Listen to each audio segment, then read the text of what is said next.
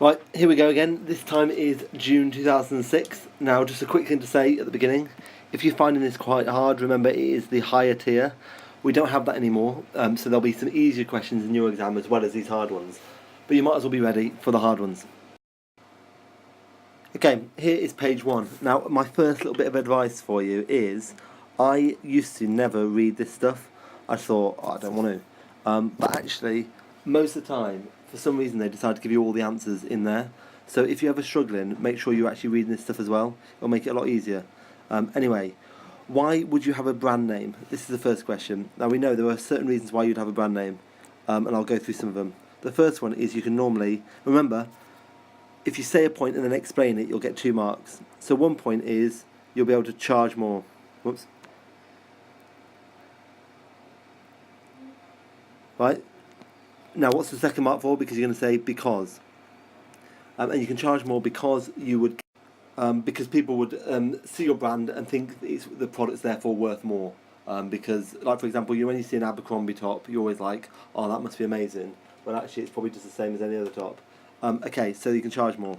A second reason why you'd want to have a brand name is because you'll get a better, you'll start getting a reputation. And with this reputation, people will start becoming loyal to your products. So, for example, when I buy cereal, I'm not even interested unless it says Kellogg's on it. I'm just like, no, I don't trust you. Just on a side note, I got some cereal from Aldi the other day. It was disgusting.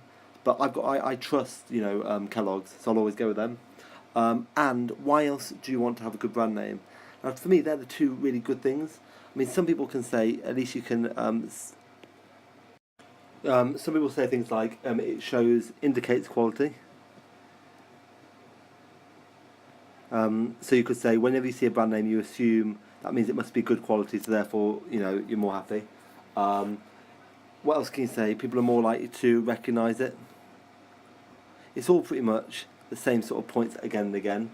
What else can you say? Now there's that one which I'm not a big fan of it, but I'm going to say it anyway.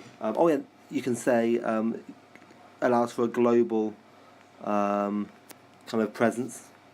So that means it's probably not useful presence, but anyway. So when I went to India when I was like 14, the only chocolate I wanted to eat, they had some dairy milk there, and it changed my life. Because honestly, I didn't want to touch any of the other stuff, but I trusted dairy milk.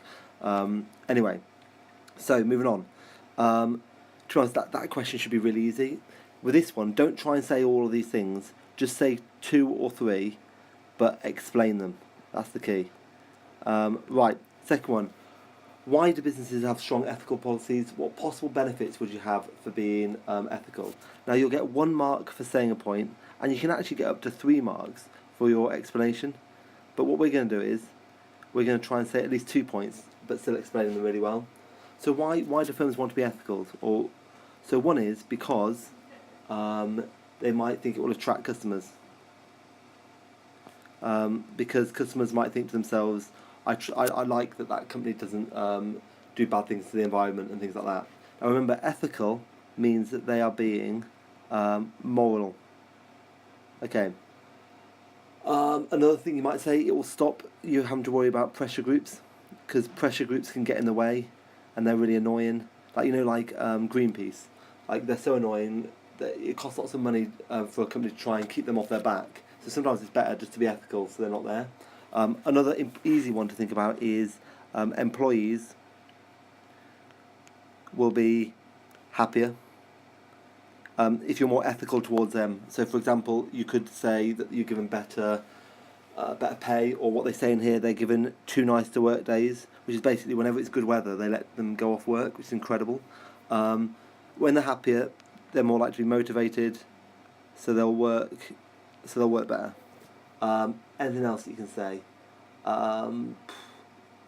They might do it because of the beliefs of the owners. So, for example, Innocent are that way because they care about the environment. That's what they care about.